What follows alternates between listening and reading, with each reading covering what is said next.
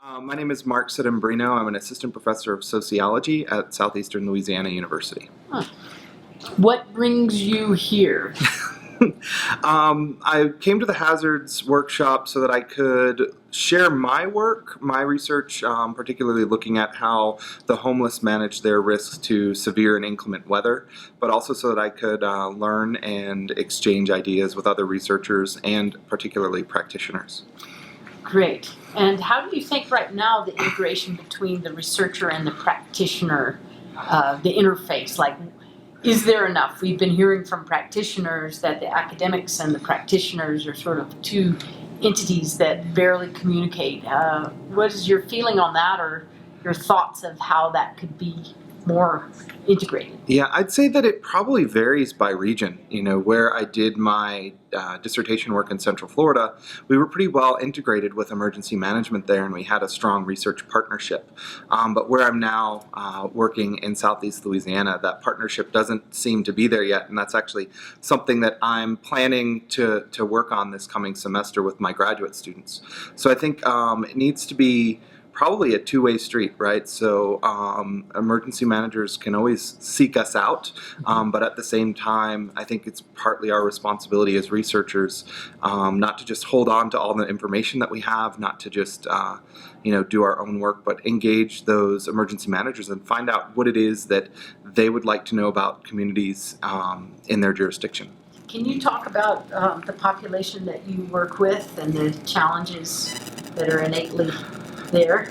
Yeah, my research has historically been on how the homeless manage their risks to natural hazards and using the social vulnerability perspective to do that. So if we're thinking about things like unequal exposure and unequal access to resources, you don't get much more exposed than being homeless, and you certainly don't have many resources when you are.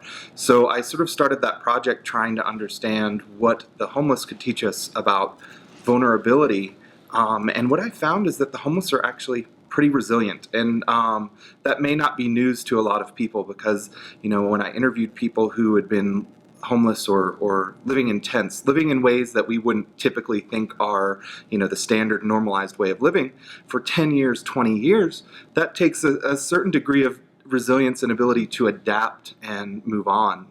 So I think for me it's really exciting that we can think about someone as being vulnerable, but also think about them as being resilient, right? So one of the things that I'm interested in doing is working on incorporating the issues that homeless people face or into the emergency management system. So trying to get some dialogues between emergency managers and homeless service providers and even homeless citizens themselves. A little bit of an anecdote I can give you is I received some funding from the Hazard Center to do some quick response research after Hurricane Sandy in New Jersey. And I found that the homeless shelters in Hoboken and Atlantic City actually were really big assets to the response and recovery. In Hoboken specifically, many of the shelter guests there actually volunteered with Red Cross in the kitchens, right? And they're used to serving 500 meals a day to people who are in crisis. And so in the conditions, the disaster of Sandy, these homeless citizens actually felt really empowered, and they felt like they were able to give back to the community. In Atlantic City, they did a lot of receiving donations and sorting those donations and distributing them to people. And these organizations that we don't normally think of as being vital to response might actually have some skills that are there that can be tapped into. So I would encourage practitioners to engage those organizations in their community. That's a fantastic idea. I mean, it's really great too, because yes, they feel the pain too. They have a tremendous amount of empathy for people who have lost their housing because of an event, ironically, even though that same person might not have treated them well the day before. Exactly. So, a lot of the homeless citizens that I talked to really were proud that they were able to help their community in their time of need.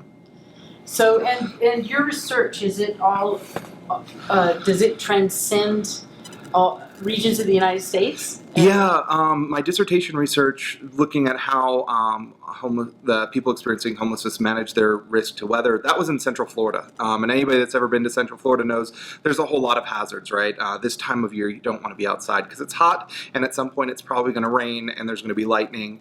We also have wildfires, we have hurricanes, we have tornadoes. We don't have snow. That's the one, the one thing that we don't have. So that my research in Central Florida was really specific to that. And of course, my work in New Jersey with Hurricane Sandy is another region. And right now, what I'm working on doing is getting some research started in southeastern Louisiana. So, yeah. And are you getting funds, federal funds, like from FEMA, or what is your interaction with? Yeah, unfortunately, I have not received any funds yet, right? I received a small quick response grant from the Natural Hazards Center, and I believe their funding for that comes through NSF, but I haven't tapped into any of the national federal funders yet, but if they're willing, I'm certainly available to talk to them about that. Yeah. So can you tell us some of the highlights of the research you've been doing and what you're most curious about, what you see as the biggest obstacles? You know, one thing that was alarming to me when I was doing my research in Central Florida is I asked, all of my participants were unsheltered, meaning that they lived under like the figurative bridge, or some of them had tent encampments in the woods, right?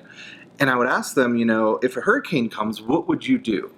And many of my participants said that they would stay in their tent or they would find some sort of alternative shelter. They weren't very willing to go to emergency shelters.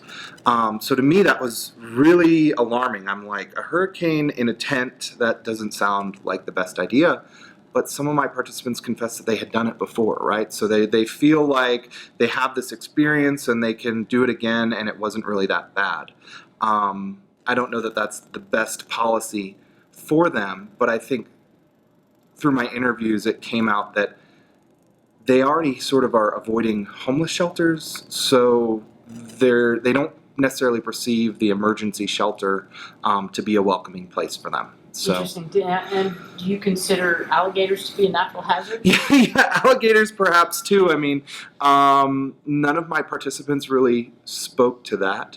I think one of their biggest concerns was in the summertime, it just gets so hot, and many of them, their only transportation is their feet.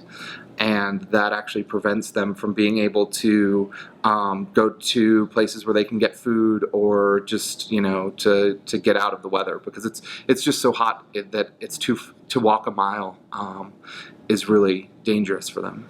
And what resources currently are available to those the underprivileged that aren't, you know, if you have a home and it's destroyed or hurt, then there's funding based on your home and the damage to your property.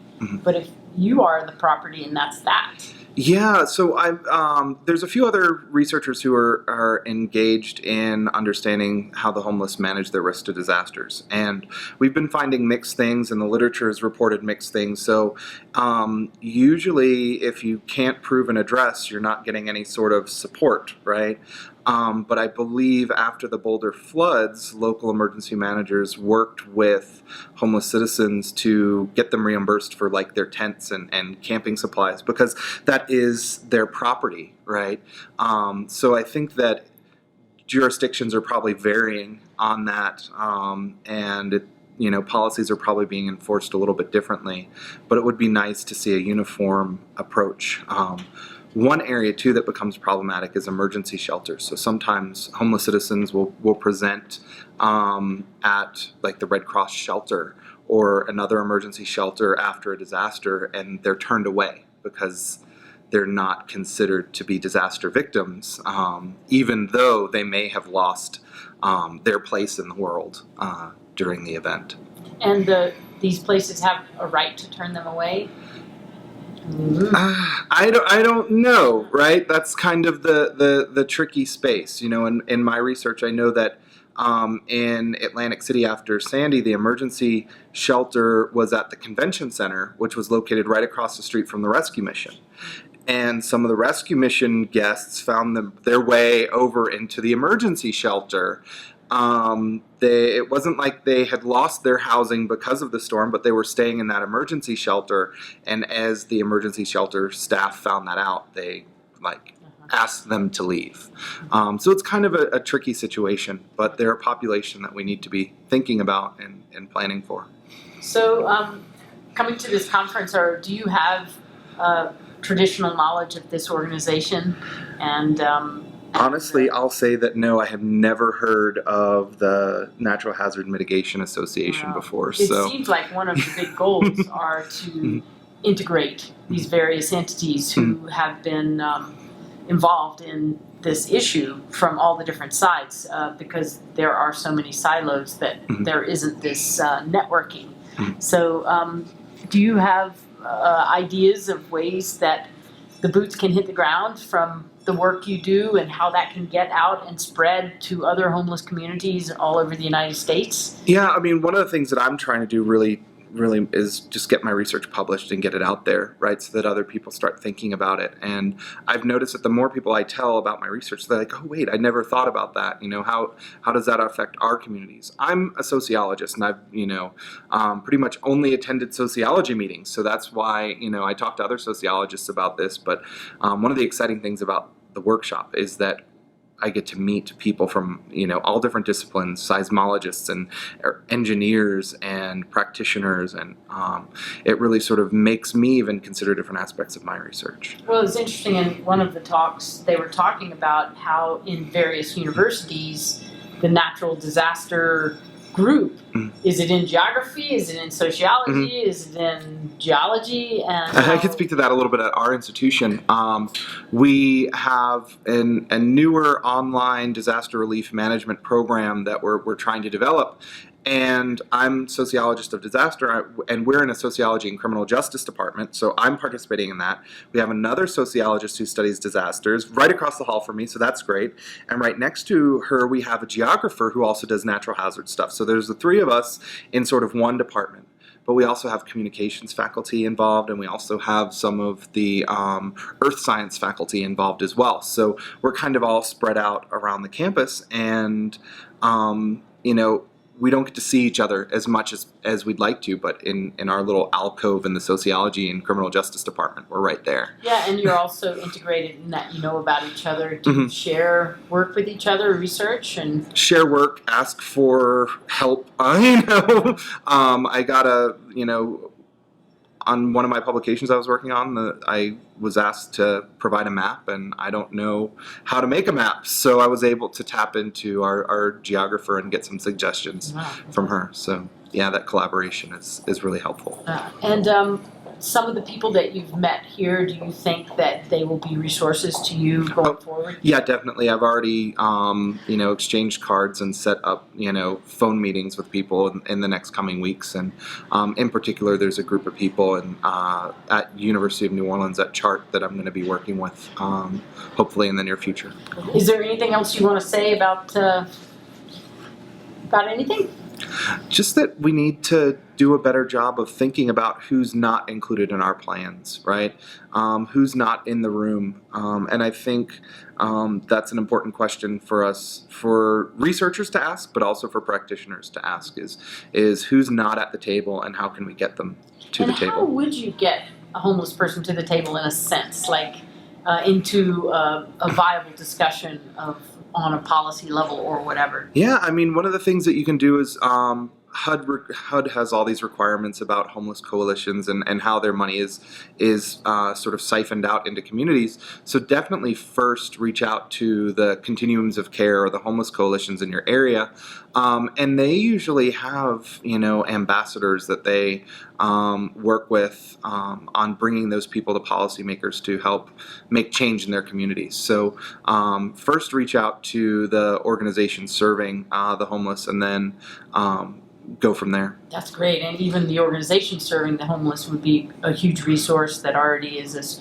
a number you can call. Exactly. Yeah, they certainly are, but they're like kind of a middleman, right? And in some of my research, I found that there can be disconnects between what the the homeless services folks think that homeless folks want and what homeless folks actually need. So What would be, in your experience, the age range and gender makeup of the homeless people that you've been dealing with and encountering? yeah, in my dissertation research, it was mostly men. The youngest participant was in his 20s. The oldest was in his 60s. Right, so a range of men there. But in my work on Hurricane Sandy, it was a mix of races, ages, and genders. And did you go into the specifics of why they became homeless, or was it, just that was too personal in a sense? Yeah, it was part of my project. Most homeless folks become homeless because they lose a job, right? And then they run out of money, they can't pay the rent, and then they find themselves in crisis. And that tends to be the trajectory for most folks. Well, it's so interesting to think about what is disaster, but creating homeless people out of people who have never been. So to have these two elements of society integrated to where they're helping each other is pretty neat. Helping each other when they're homeless and helping each other when they're homeless. Yeah. It really is.